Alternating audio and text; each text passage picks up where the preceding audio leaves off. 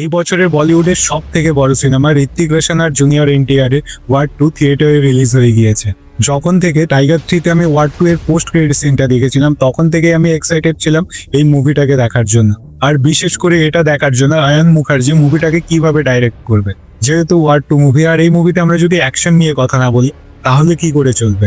মুভির শুরু থেকে শুধু ফাইটই হয়ে যাচ্ছে, পাহাড়ে ফাইট হচ্ছে, বরফে ফাইট হচ্ছে, আকাশে ফাইট হচ্ছে, প্লেনের উপর ফাইট হচ্ছে, ট্রেনের উপর ফাইট হচ্ছে, গাড়িতে ফাইট হচ্ছে, শুধু ফাইটই হয়ে যাচ্ছে। তোমরা যদি এমন মানুষ হও অ্যাকশনের মাঝখানে লজিক খুঁজবে তাহলে তোমরা এই মুভিটা থেকে দূরে থেকো, কারণ কিছু কিছু ফাইট সিন আছে যেগুলো দেখে তোমাদের মনে হবে भाई साहब कुछ ज्यादा नहीं हो गया ये?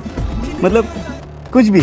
মুভিতে একটা সিন আছে সামনে থেকে 5-6 জন মিলে মেশিন গান নিয়ে হিরোর উপরে গুলি চালাচ্ছে, আর আমাদের এদিকে হিরো পিস্তল দিয়ে ফাইট করছে। কোনো গুলির কি এত সাহস আছে যে আমাদের হিরোর গায়ে গিয়ে লাগবে? আর এদিকে আমাদের হিরো পিস্তল দিয়ে সবাইকে মেরে ফেলছে। আর ভাই আমাদের ঋত্বিক রোশন, ওকে নিয়ে আর বেশি কি বলবো। স্ক্রিনের মধ্যে যখন যখন ওকে তোমরা অ্যাকশন করতে দেখবে, ডান্স করতে দেখবে, তোমাদের মুখ দিয়ে একটাই কথা বের হবে, ऐसा लग रहा है दिल गार्डन गार्डन हो रहा है, बहुत मजा आ रहा है यहाँ पे। আর হ্যাঁ, আমাদের জুনিয়র এনটিআরও ভালো অ্যাক্টিং করছে। তাছাড়া বেচারা করবেই কি অপোজিশনে যদি ঋত্বিক রোশন থাকে।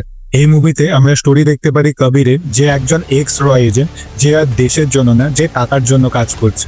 আর ওকে আটকানোর জন্য এমন একজন দেশপ্রেমীকে পাঠানো হয়েছে যে দেশের জন্য প্রাণ নিতেও পারে আবার নিজের প্রাণ দিতেও পারে। সে হলো আমাদের বিক্রম, মানে জুনিয়র এনটিআর। আর মুভিতে কে হিরো কে ভিলেন সে অনেক প্রশ্ন, আর এই সব কিছুর অ্যান্সারের জন্য তোমাদের এই মুভিটা দেখতে হবে। মুভিটার লেন 2 ঘন্টা 50 মিনিট হলেও মুভিটা তোমাদের বোর ফিল করাবে।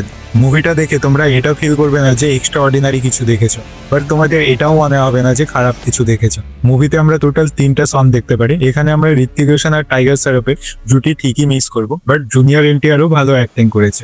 আর আমাদের হিরোইন, ওদেরকে তো মুভিতে ইউজই করা হয় সুগার ক্যান্ডি হিসাবে। তোমরা যদি কেউ প্ল্যান করছো ফ্যামিলির সাথে গিয়ে মুভিটা দেখবে, তাহলে তোমরা গিয়ে দেখতে পারো, সেরকম কিছু আনকমফোর্টেবল ফিল করবেন। তোমরা যারা যারা অলরেডি মুভিটাকে দেখে নিয়েছো তোমাদের কেমন লাগলো নিচে কমেন্ট করে যাও। আর তোমাদের যদি এই ভিডিওটা ভালো লেগে থাকে তাহলে ভিডিওটাকে লাইক করে চ্যানেলটাকে সাবস্ক্রাইব করে দিও। আজকের মতো এতটুকুই, টাটা।